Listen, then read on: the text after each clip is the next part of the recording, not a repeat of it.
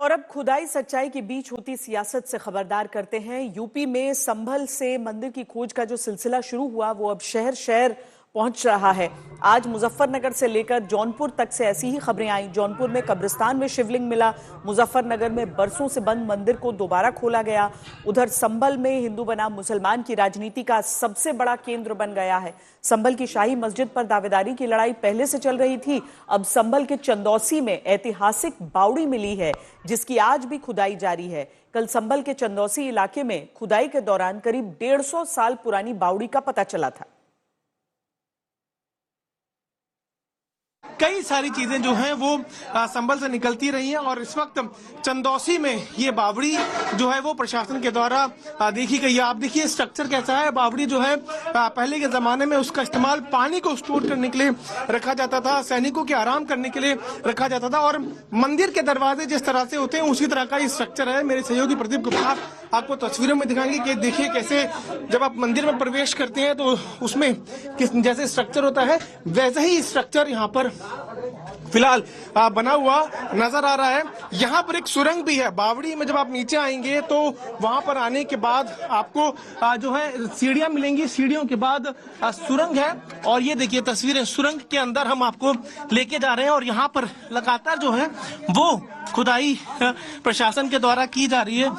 प्रशासन ये समझने की कोशिश कर रहा है कि ये बावड़ी कितनी गहरी है और कितना इसमें समय लग सकता है। आइए आगे चल के आपको और दिखाते हैं कि किस तरह की ये बावड़ी है। सुरंग के अंदर हम लगातार बढ़ते हुए जा रहे हैं। ये दूसरा एंट्रेंस है। एक एंट्रेंस हमने पार कर लिया है और अब ये दूसरा एंट्रेंस सुरंग के अंदर है और यहाँ पर अंधेरा काफी है क्योंकि ये बताया जा रहा है कि काफी गहरी जो है ये बावड़ी है। मैं अपने सहयोगी से कहूंगा कि वो मेरे साथ साथ आगे बढ़ते रहे। आप देखिए तस्वीरों में कैसे ये पूरा रास्ता जो है आगे की तरफ है। आगे बढ़ के आपको और दिखाते हैं कि यहाँ पर क्या है। धीरे धीरे खुदाई करते हुए जो मजदूर हैं वो नीचे तक पहुंचने की कोशिश कर रहे हैं और जानने की कोशिश कर रहे हैं कि यहाँ पर है क्या। हर तरफ आप देखेंगे तो यहाँ पर रास्ता बना हुआ है। लगभग 10 से 12 जो है मीटर की लंबाई बताई जा रही है और ये बताया जा रहा है कि लगभग 28 फुट के आसपास ये बावड़ी जो है गहरी हो सकती है। आप स्ट्रक्चर्स देखिए कैसे यहाँ पर बना हुआ है और एक प्रशासन को यहाँ पर जानकारी मिली थी कि यहाँ पर एक बावड़ी हो सकती है और उसी के बाद से यहाँ पे लगातार खुदाई जो है वो की जा रही है। तो तस्वीरें कहीं ना कहीं बता रही है कि किस तरह से ये बावड़ी सालों पुरानी, ये बताया जा रहा है कि लगभग 150 साल पुरानी ये बावड़ी है और इसका इस्तेमाल जो है वो पहले पानी स्टोर करने के लिए, सैनिकों के आराम के लिए किया जाता था। आगे की तरफ हम आगे बढ़ के आपको दिखाएंगे तो आप देख पाएंगे कि कैसे यहाँ पर जो है लगातार खुदाई हो रही है और ये समझने की कोशिश की जा रही है कि कितनी गहरी ये बावड़ी है और कितना समय इसमें खुदाई करने में लग सकता है। देखिए आप दीवारें देखिए, मैं आपको दीवारें दिखाऊं। ये देखिए दीवारें, अभी भी ये नमी इन दीवारों में है। क्यों?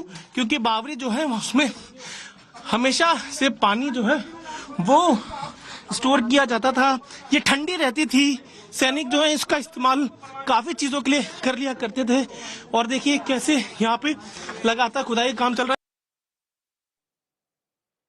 प्रशासन बावड़ी पर अतिक्रमण की बात कर रहा है लेकिन जिन लोगों ने यहाँ जमीन लेकर मकान बनाए वो कह रहे हैं कि उनके घर खरीदी गई जमीन पर मौजूद है। 4 गेट मिले हैं।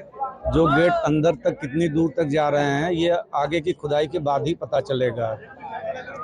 विगत काल खंडों में इस तरह के स्ट्रक्चर्स को नष्ट कर दिए गए। उसी को देखा जा रहा है कि ये कब से बने हुए थे, कितनी दूर थे, ये दूर तक बने हुए हैं। ये सब जांच का विषय है जो जांच होने के बाद बताया जाए। देखिए हम जब यहाँ ज़मीन ली थी तो जो ऑनर थे ज़मीन के उन्होंने जो बावड़ी की जगह थी वो उधर ही छोड़ दी थी और ये 300 गज का जो एरिया है वो वही है। मकानों के, न किसी भी मकान वाले ने आज तक किसी जगह पर हाथ भी नहीं रखा, ना अतिक्रमण किया है। पहली बात तो ये जो कहा जा रहा है कि सब अतिक्रमण कर लिया, ये बात ही गलत है। अगर अतिक्रमण कर लिया तो सिर्फ जब आप लोग आए थे, प्रशासन के लोग आए थे, नगर पालिका के लोग आए थे, यहाँ क्या मिला उनको? ग्राउंड ही मिला था, मैदान ही था बिल्कुल। और यहाँ के किसी भी निवासी ने अभी तक कोई अतिक्रमण नहीं किया है।